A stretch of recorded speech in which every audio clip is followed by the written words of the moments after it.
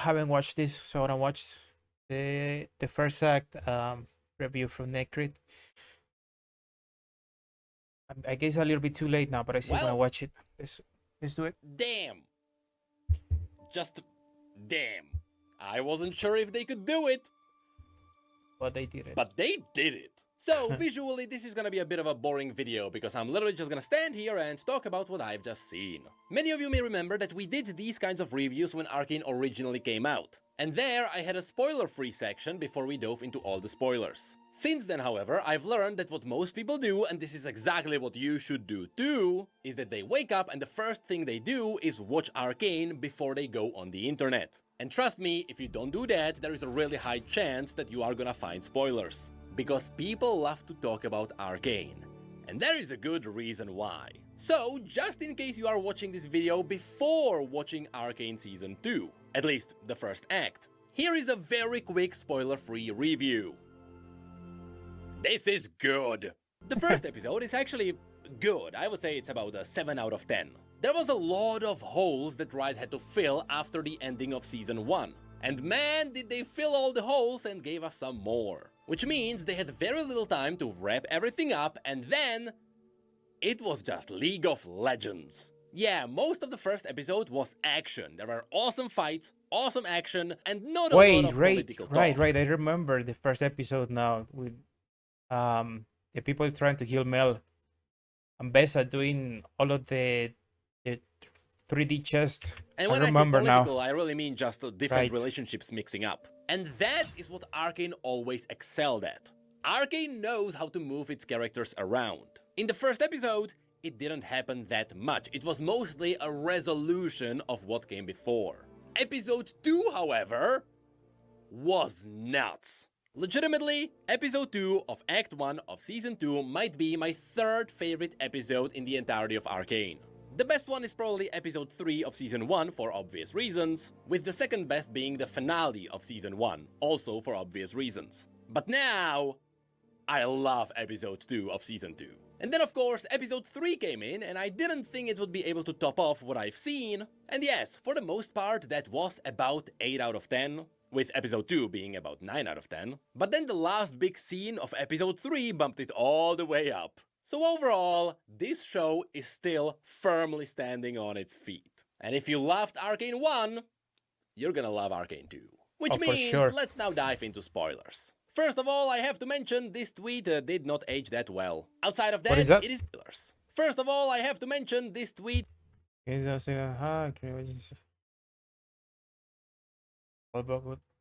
Okay. Did not age that well. Outside of that, it is amazing how well Riot can shape their characters into entirely new spots. For example, it is amazing to see how Arcane is now trying to shape Caitlyn into a really hateful person.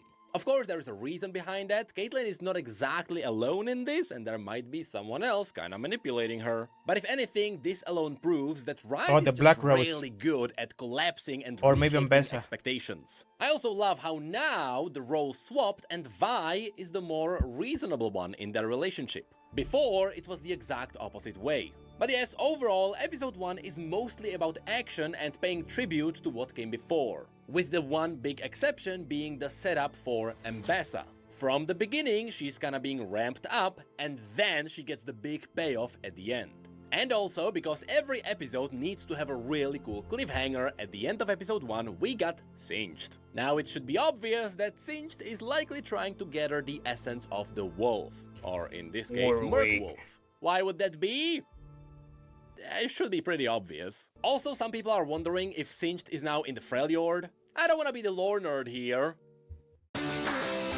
What the hell? Fucking nuts, bro. But I guess I will be. But going from Piltover to Freljord would take several weeks. We are talking about a month-and-a-half long journey to Freljord and back. How do we know this? Well, we know how long it takes to travel around Runeterra using boats. And the shortest way to Freljord, using a boat, from Piltover would be 3 weeks. I told you I might be a nerd. So nope, the likelihood is that Singed is in the Great Barrier.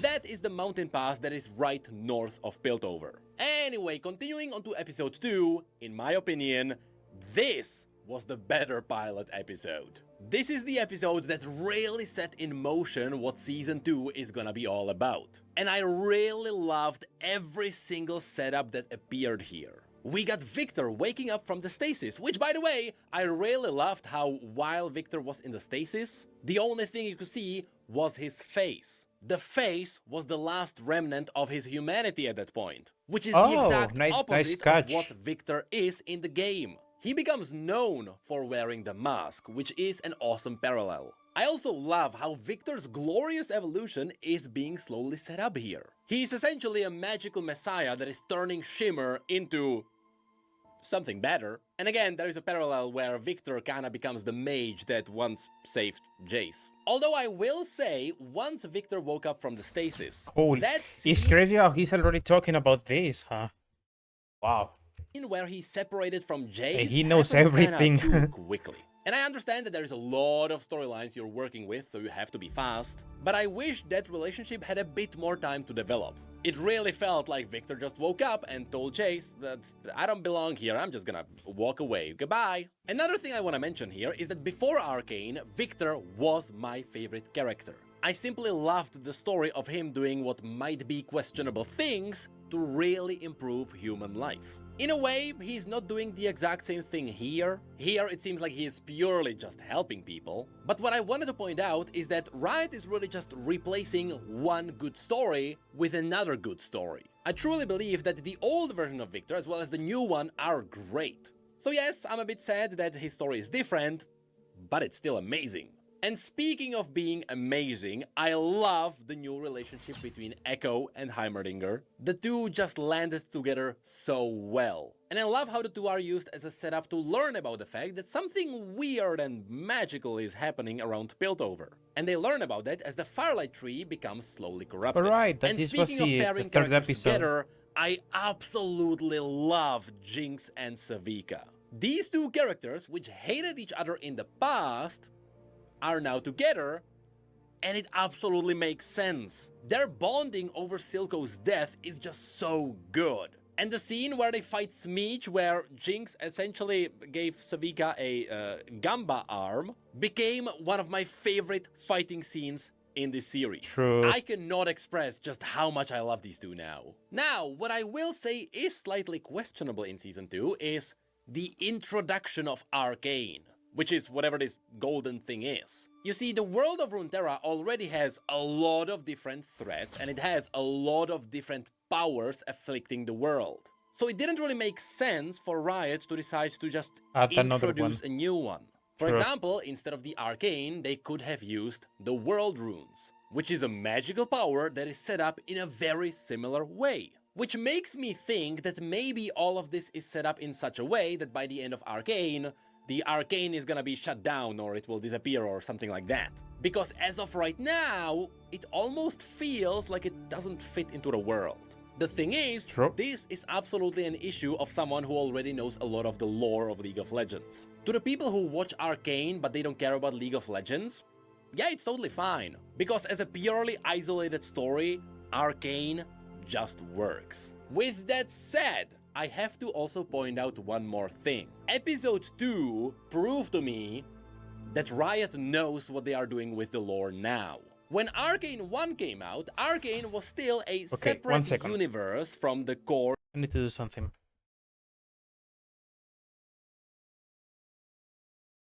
Jesus Christ. This is so annoying. Okay, let's continue. Canon universe. And it wasn't until about a year later when Riot decided that they are just gonna merge every version of League's lore into one canon universe. Which means that during Arcane 1, they weren't really sure what would be and wouldn't be canon, so they weren't sure where they would put the Easter eggs. Or rather, they weren't sure what would make sense in the story context. But here, since they know what is canon and they know what is part of this world, Arcane 2 went wild with the lore references. You can see Jaina being revered everywhere, and whenever there is Jaina, Jaina is used as a spirit that fought the Grey. This is all part of her canon story. And of course, the Grey is the toxic cloud that is separating Piltover from Zaun. this was also always part of the canon lore, and now it is finally being acknowledged. In Arcane 1, the Grey was simply ignored, but now they are paying attention to it, and it is worth it. These kind of references are simply all over the place now, and in episode 3 they lean all the way into it. So there, not only did Zone Grey become a major story point. By the way, Zone Grey is the official name, but in Arcane they just refer to it as the Grey. Though I will say that there might be slight changes to what it really is, because originally the Grey were just all the fumes that came out from the Zonaite factories. It is incredibly toxic and incredibly dangerous, but it is just fumes. In Arcane, it is kinda suggested that the Grey might be alive, or it might have some living elements, but that might either be in the head of Jinx as she witnessed it, or maybe it does have to do something with Hextech, as we'll see in a second. Anyway, in episode 3, Caitlyn continues to be more and more angry at pretty much everyone, and in the scenes where she's hunting down Jinx, it seems like she is more and more out of control. Because sometimes she just shoots without thinking. And then there is something which I really wanna know your opinion on. You see, we always joked about the fact that it would be cool if the Black Rose was involved in what's happening in Piltover. Well, From it the is. canon lore's perspective, it would make sense. So I did not expect Arcane to just fully lean into the Black Rose. Which means, yes, LeBlanc is now involved in what's happening in Piltover. Because LeBlanc is the leader of the Black Rose. Oh, From the shit. perspective So of she someone is like the leader. me, who knows what the Black Rose are about, and who knows how the living, breathing world behaves around Piltover, this is amazing because it pays tribute to some really deep lore. But I wonder, to someone who doesn't really know who the Black Rose are and what's happening, what is their perspective on Arcane essentially introducing a whole new threat out of thin air? Because throughout the entirety of Season 1, Black Rose were never even mentioned. And so now it That's may also true. feel like they came out of nowhere. Again, for some Not necessarily. I feel like it came with Ambessa, like that was Ambessa's problems. And because she came to Piltover and so on, those problems also came with her. That's how I saw it, honestly. like me, knowing the story, I know why they are there and I know what's happening. But to the general audience, this really might be a confusing move. So actually, please tell me, what do you think about the involvement of the Black Rose? Moving on, we also got the scene where Vi is afraid of Caitlyn changing, because of course she is getting more hateful. Okay. She promised that she would never change, and then someone got points on their bingo card. The only thing I can mention here is that I did not expect this to happen in episode 3. I thought this would be some kind of a payoff later down the line. But instead, it is used as a really cool setup. Because now, Vi and Caitlyn are not in the best relationship. The Kate-Vi fandom is gonna have a meltdown. Also, I have to point out, the Jarvan misdirection was so good. Oh, I During the didn't see memorial, you could this. see all the Jarvan banners in the background, and I got excited because now Demacia might be somehow involved. But nope, it was literally just an ad for a play that was happening in the Opera House. Aw. I don't know who thought about this, but it is so good. It is literally just a play about the crowning ceremony of the Lightshield family. Anyway, after that, I absolutely love how Jace and Echo bonded together. Of course, with Heimerdinger kinda being the middleman. And it makes sense why these two got together if you think about it. Because near the end of episode 3, we suddenly got down into the Hex Gate, and we saw the corruption that was happening all around them. We can have just theories and assumptions about this place, but I assume this is what happens when you mix organic life with Hextech. And with the Hextech Gate just shooting forward zeppelins full of people, it might make sense that it gets corrupted eventually. To me, this also feels like a setup that eventually the Hextech Gates are gonna be shut down. Because for the greater purposes of setting up the world, the Hex Gates don't really work lore-wise. Because if anything, they make the world feel smaller. If you can just jump into a gate and teleport across the world, traveling doesn't really feel that meaningful. So in fantasy worlds, you don't want to use that, which is why I believe that eventually it might just shut down.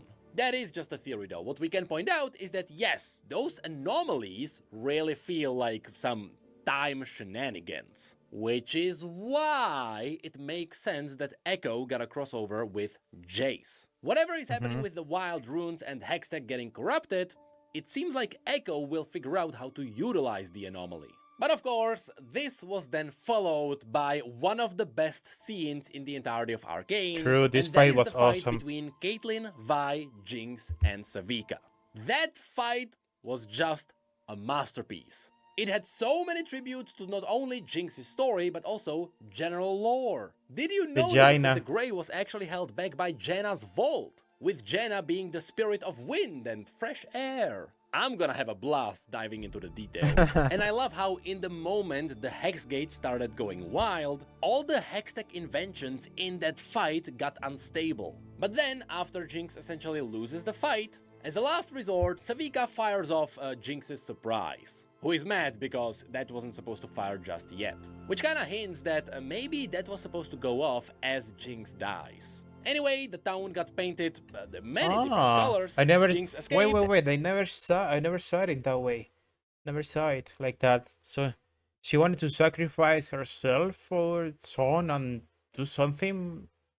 Okay, interesting. And Mbessa started smirking every single time something explodes in Piltover. Because over these 3 episodes, Caitlyn really turned into an asshole. And it got revealed that is all because of Mbessa. Mbessa set everything up. Yeah. Mbessa was the one That who was set insane. up Rani into ambushing Jace, by which she planted the seed of hatred in Caitlyn hating Zonite Barons, but she also set up herself and her Noxian army as a competent force. And very quickly, this bloomed into Caitlyn essentially becoming a villain.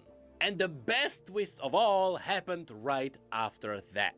Mbessa pledged her Noxian army to Caitlyn, so that Caitlyn can use it to ravage Piltover and Zone. Because at the end of the day, Mbessa is gonna be interested in taking over this city. And since it is the Noxian forces that are essentially doing that, when the time is right, yeah, Mbessa can just turn around and take the city. Also, I am very confident some of the German themes are definitely intended. Which is why I can't believe Riot did it again. I did not expect Arcane to just blow our minds again so quickly. They have what, 2 hours in total to do that? Which, sure, yes, that is technically the length of a movie. But goddamn am I convinced that the writers are not mortal beings. So now, following the new story direction, paying attention to the lore, which is now guaranteed to be part of the same canon universe, and twisting the characters in ways we haven't seen before while still making sense, Arcane is set up for an amazing future. And so, after watching Arcane 1, I said that Arcane is the best thing I've ever seen. Doesn't matter if we're talking about TV series, animes, or movies. Arcane was simply the best thing I've ever seen. And now, with the addition of Season 2, that did not change. So yes, Arcane continues to be the best thing I've ever seen. The only downside is that Bulbog is dead. But worry not, because Miss Bulbog seems to be still very much alive. Wait, what? I mean, I don't know. He could ask, what? Okay. The fucking Victor Messiah. That is crazy, huh? Jesus, okay. I just need to watch the other one, not the review, all of the details and shit like that for the other episodes. But that was great. That was great.